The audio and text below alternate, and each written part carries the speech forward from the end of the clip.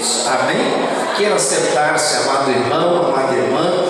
É para nós prazeroso estarmos com os irmãos, rever aqui nosso pastor Genivaldo, sua digna esposa, e termos os nossos irmãos aqui de Mato Grosso, região de Cuiabá, revermos os nossos irmãos ali de Campo Grande, também Mato Grosso do Sul. É para nós uma dádiva e nós nos sentimos felizes de estar a serviço da obra de Deus. Eu louvo a Deus pela vida do nosso presidente, pastor Dr. Elias Cardoso, que tem nos conduzido ao longo desses 22 anos de administração, né? São 22 anos que o nosso presidente está nos presidindo e tem sido bênção para a vida do Ministério de Perus.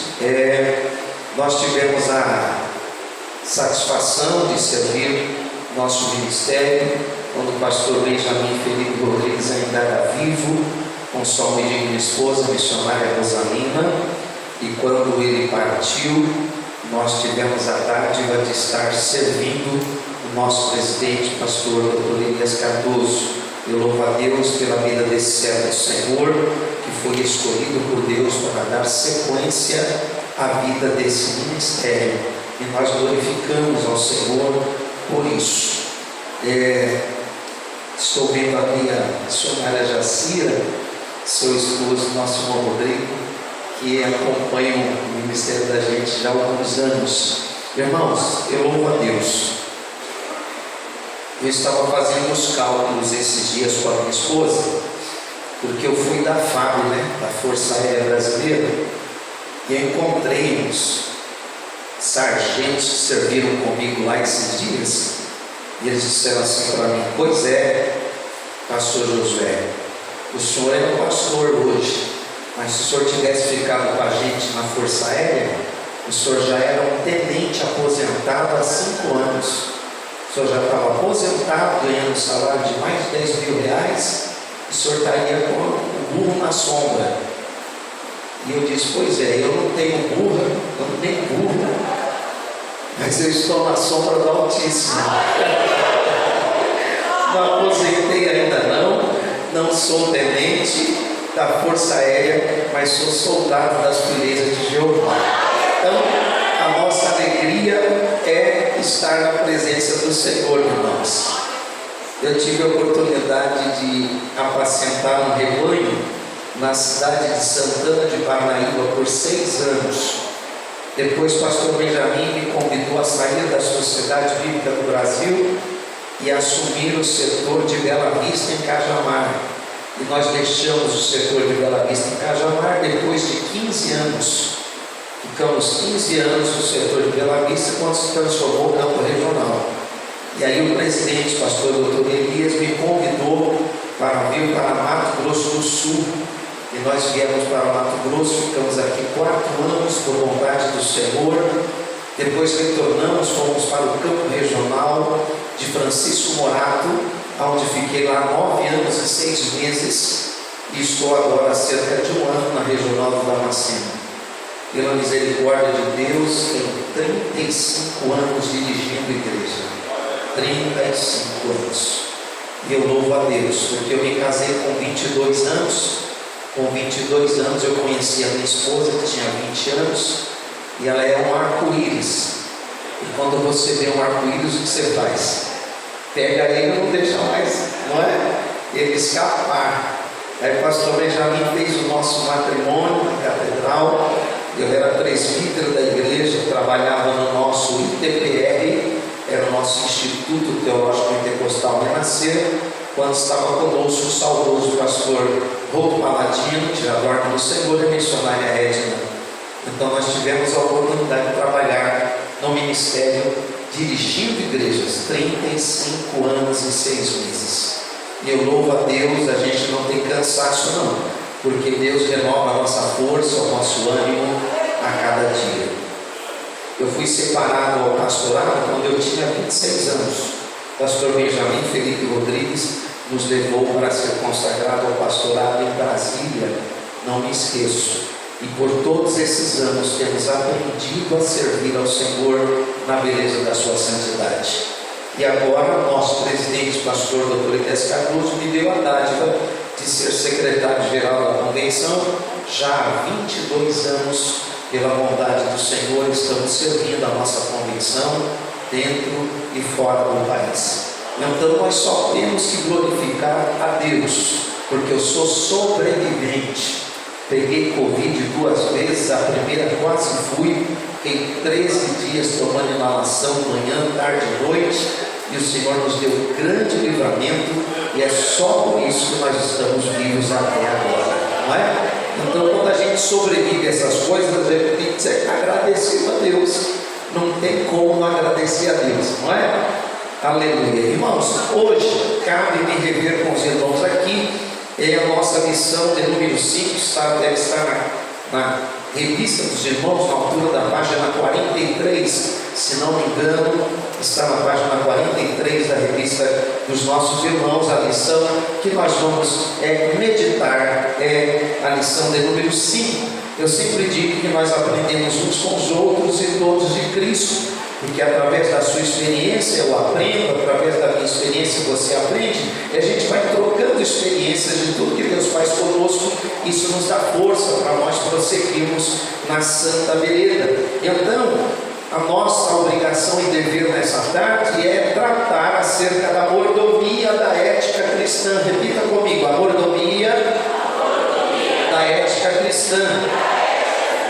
Então, em outras palavras, nós diríamos assim, que nós estamos tratando da administração responsável naquilo que recebemos de Deus. Administração responsável naquilo que recebemos de Deus. O maior exemplo de ética para nós não é outra pessoa, por isso nós lemos Hebreus 12:2. O maior exemplo de ética cristã para nós é a pessoa de Jesus Cristo, que soube entrar e sair em toda e qualquer situação e soube tratar todos da maneira rigorosamente bíblica. É o maior dos exemplos de ética cristã para mim e para você. Então, eu nunca posso me esquecer que onde há ética, há também direitos e deveres. Onde houver ética, sempre existirá direitos e deveres. Tanto os direitos como os deveres serão respeitados. Quando uma pessoa, quando um governo, quando uma administração respeita direitos e deveres, o mundo sabe disso, a Organização das Nações Unidas sabe disso, que essa pessoa é uma pessoa ética, a pessoa que respeita tanto os direitos como os deveres, não apenas os meus, mas das pessoas que convivem comigo. Isso é ser uma pessoa ética.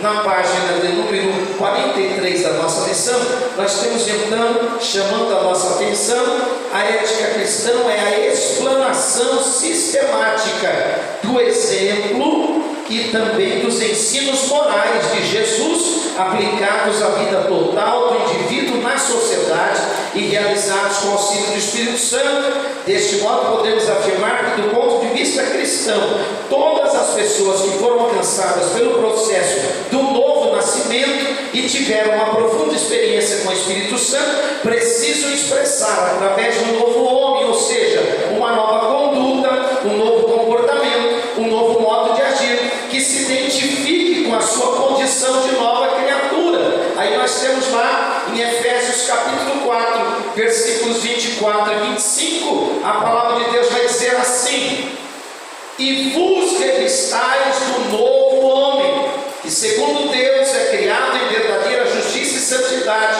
Pelo que? Deixai a mentira e falai a verdade, cada um com o seu próximo, porque somos membros uns dos outros. Ora, do que é que o apóstolo Paulo está falando?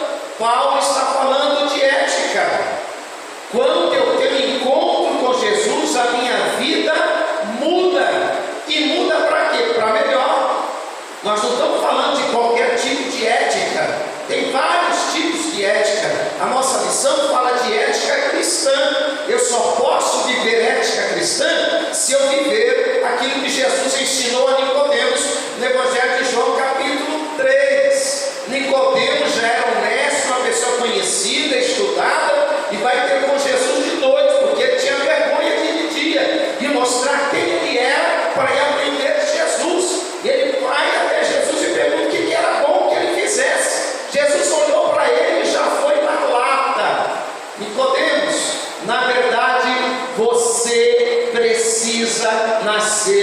de novo, porque não adianta ser religioso. Religiosidade não resolve o problema de ninguém. Se religião resolvesse o problema de alguém, nós não teríamos mais de 2.500 religiões na Terra. A estatística última da Sociedade Bíblica do Brasil. É muita religião, mas nós não precisamos de religião. Nós precisamos de uma vida de cristianismo verdadeiro e autêntico. Eu não sei quantos aqui são católicos. Quantos católicos nós temos aqui?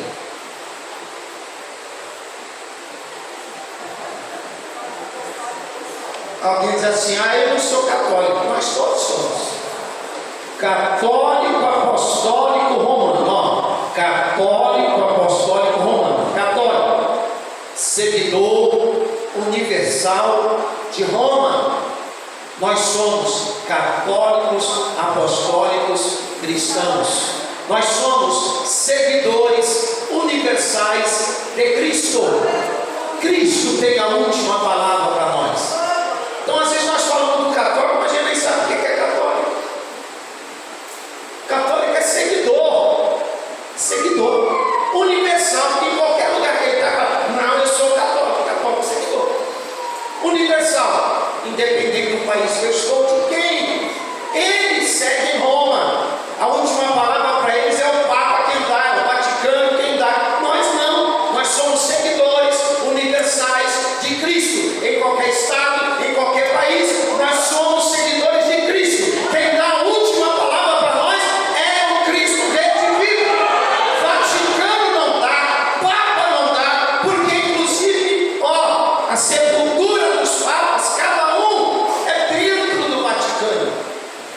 Tem lá o local, uma cripta, onde é colocado o caixão de cada papa. Passou Leão XIII, fulano de tal, ciclano, está tudo lá. Aqui jaz Papa fulano de tal, aqui jaz Papa fulano de tal. Não adianta falar nada para mim, os restos mortais deles estão lá. Quem eu sigo está lá em Jerusalém, o túmulo dele está aberto. Você entra lá dentro e quando você sai, está escrito na parede em 3 idiomas: ele não está mais aqui, já ressuscitou. A última palavra para o seguidor de Cristo é dele mesmo. É o dono da igreja, aquele que se apresentou a João na ilha de Patmos, o último dos discípulos, o único que morreu de morte natural. Todos os demais foram ao sacrifício. João não. A resposta de Jesus para Pedro, quando Jesus está profetizando o que ia acontecer com Pedro: Pedro, você faz o que você quer até aqui, mas vai chegar dia que vão pegar você e vão levar você para onde você não quer. Jesus estava profetizando acerca da morte dele, e ele perguntou para Jesus: e esse aí, que é aquele que reclinava a cabeça no peito de Jesus, era João, e esse aí, o que vai ser dele? Jesus disse para ele: se eu quero que ele fique até que eu volte, o que você tem com isso? Eu estou tratando com você. Ali Jesus está dizendo que ele trata cada um do jeito que ele quer, porque ele é o dono da obra e é o dono da vida de cada um de nós. Quando andamos com Jesus, então nós aprendemos que Jesus ensina o direito e o dever de cada um. E além de ensinar, ele cumpre, porque todos que vieram antes de Jesus, foi ele quem disse lá em João 10. Ele disse: todos que vieram antes de mim, meu amigo, passaram como mercenários, como ladrões, mas eu sou o bom pastor. Eu dou a minha vida para salvar a minha igreja. Quando você volta nos textos sagrados, é só você avaliar a vida dos profetas, a vida dos sacerdotes, a vida dos reis, toda a história, desde Gênesis até o final. Você vai ver que todos eles fizeram coisas excelentes, mas falharam em alguma coisa, erraram em alguma coisa, e daí a necessidade do Senhor precisar criar 7 dispensações para a raça humana. Nós estamos vivendo a 6ª dispensação, que é a dispensação da graça. A dispensação da graça que começou no capítulo 2 de Atos dos Apóstolos, mas desde Gênesis você tem lá a dispensação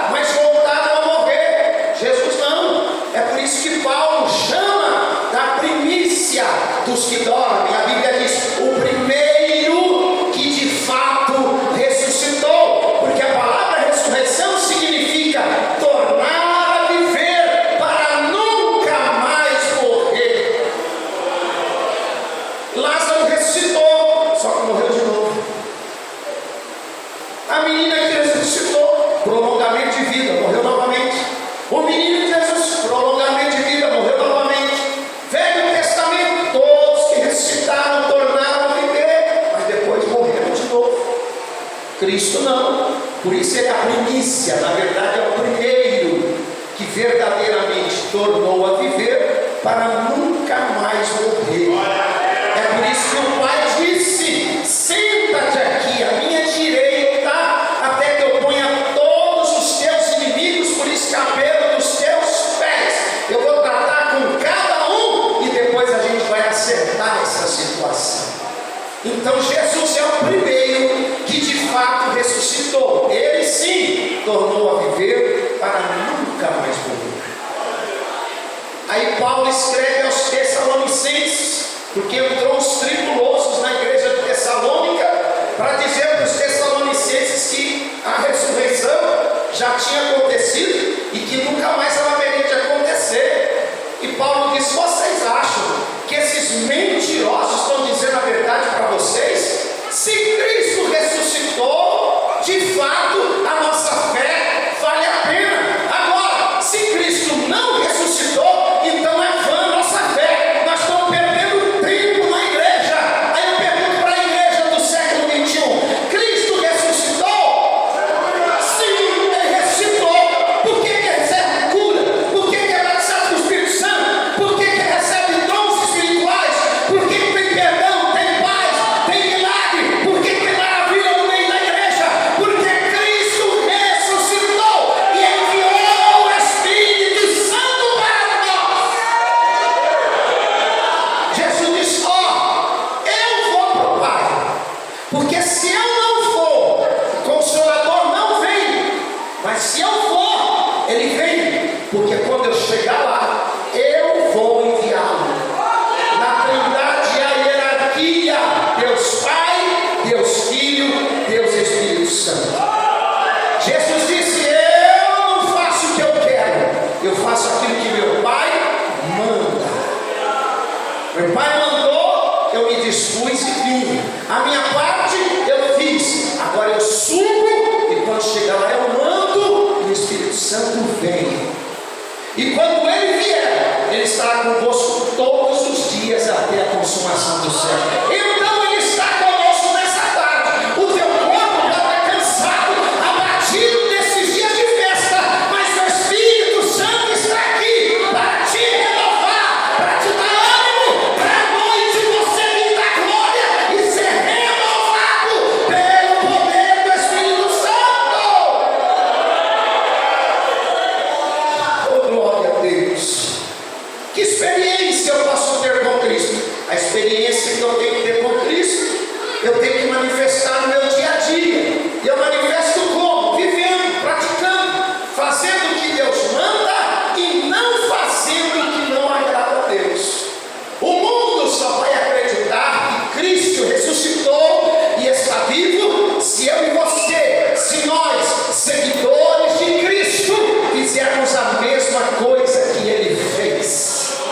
Amarmos como Ele amou, perdoarmos como Ele perdoou, estendermos a mão como Ele estendeu, ensinarmos como Ele ensinou, praticarmos o que pregamos como Ele praticou. A autoridade de Cristo em falar nos dias do seu ministério nunca foi no grito, porque nos dias de Jesus não tinha microfone, não tinha amplificador, não tinha caixa de som. E a Bíblia diz que as multidões iam ouvir Jesus. Mas por que as multidões iam ouvir Jesus? Porque Jesus gritava: povo, e ouça! Não. A autoridade não era no grito. A autoridade era por causa da prática. Eles olhavam para ele e viam que ele era cumpridor do que ensinava. Quando ele falava de amor, ele amava. Quando ele falava de perdão, ele perdoava.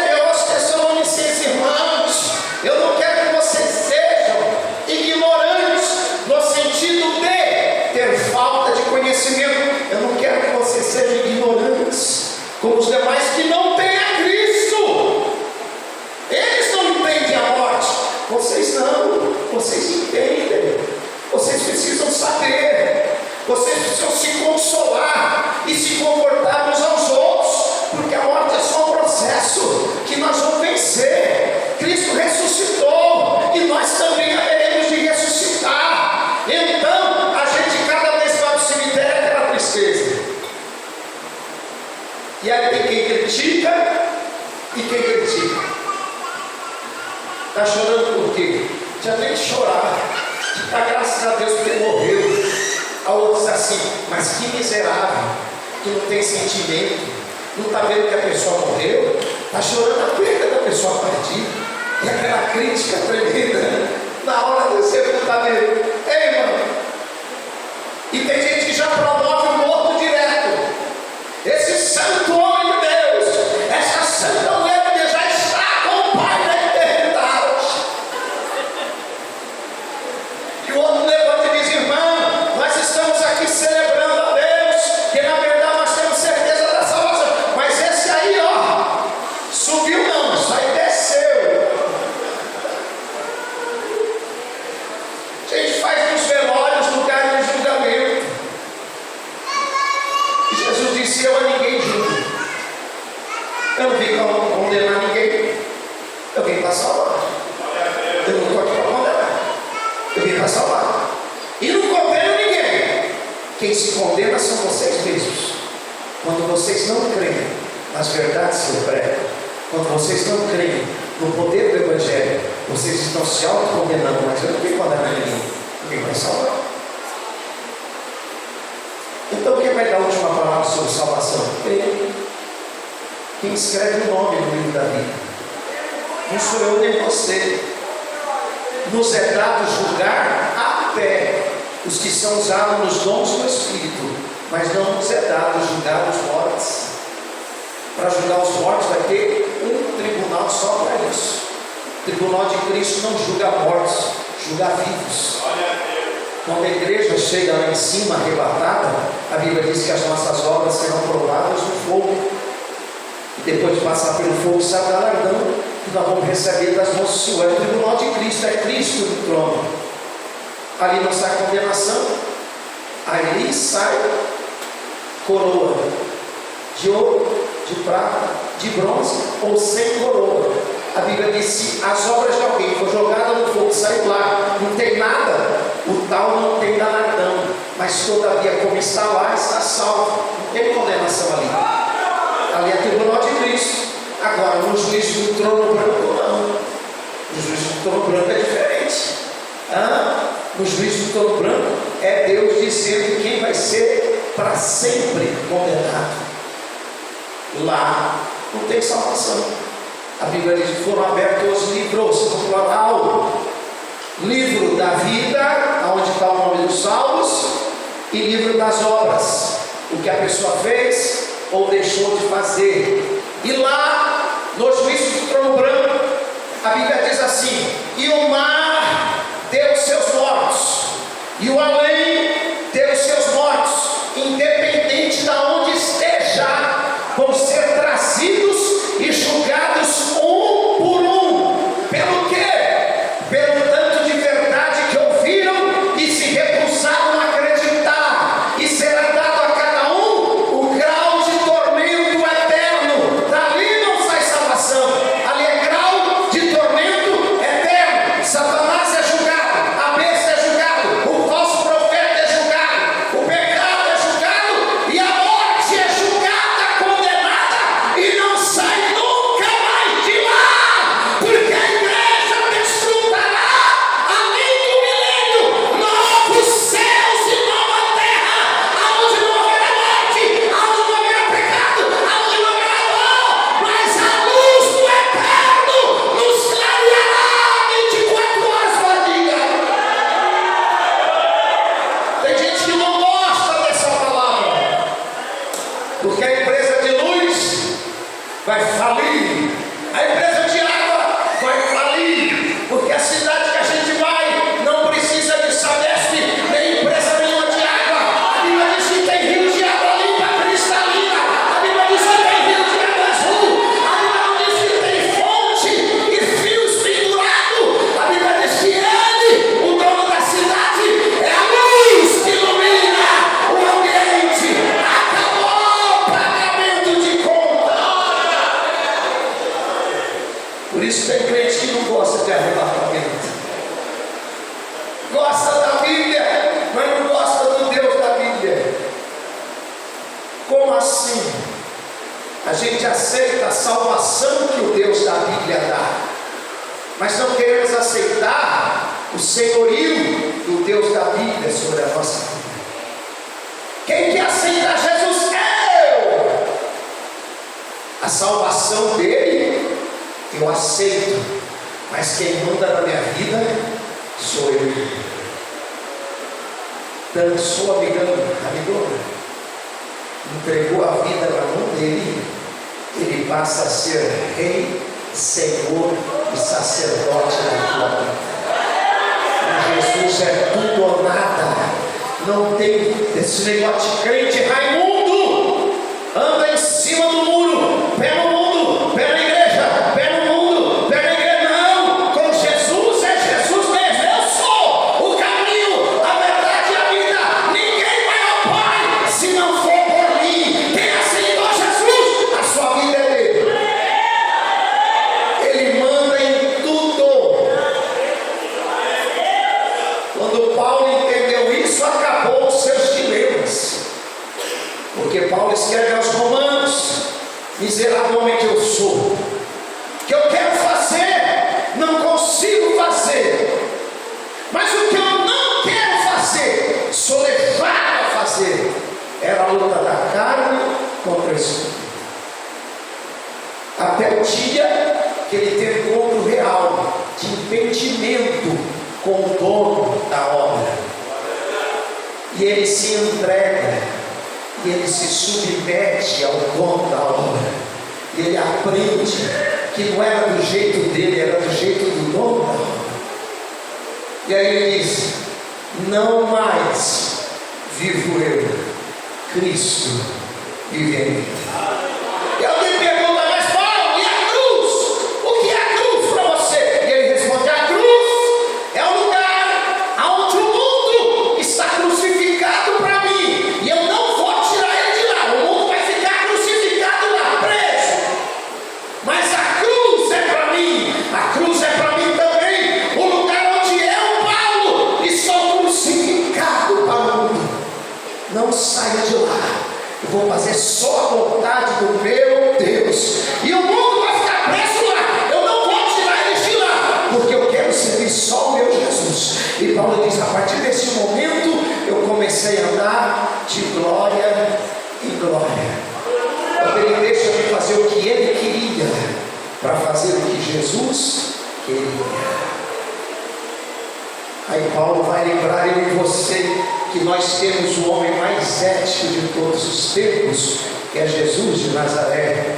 Não vale a pena ter ele como nosso Senhor. Alguém diz assim: não, mas eu tenho livre-arbítrio. Tinha, antes de conhecer Jesus. Quando você entregou a tua vida a Jesus, você entregou tudo. Livre-arbítrio é direito de escolha, não tem mais. Você entregou para ele, você escolheu ele. Quem faz as escolhas por você agora é ele, se é que de fato você entregou a sua vida a Jesus. Porque se você não entregou, então você é só a casquinha do trigo. Mas enquanto você é casquinha do trigo, ainda tem esperança. E até o arrebatamento, há tempo do Espírito Santo trabalhar na gente, nos dá entendimento e compreensão, para nós ficarmos à disposição do Papai e glorificarmos o nome dele. Amém, meus irmãos? Então eu preciso ter um comportamento novo. O apóstolo Paulo vai mais além, quando ele vai falar para a igreja de Éfeso, no capítulo 4, versículo 28 até o 32, é um texto amplo, mas nos chama a atenção ele dizendo assim: aquele que furtava, não furte mais, antes trabalhe, fazendo com as mãos o que é bom. Ética, vida que respeita direitos e deveres das pessoas.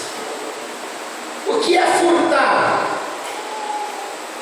Furtar não é roubo à mão armada. Furtar é algo que está fácil e eu passo ali, vejo a facilidade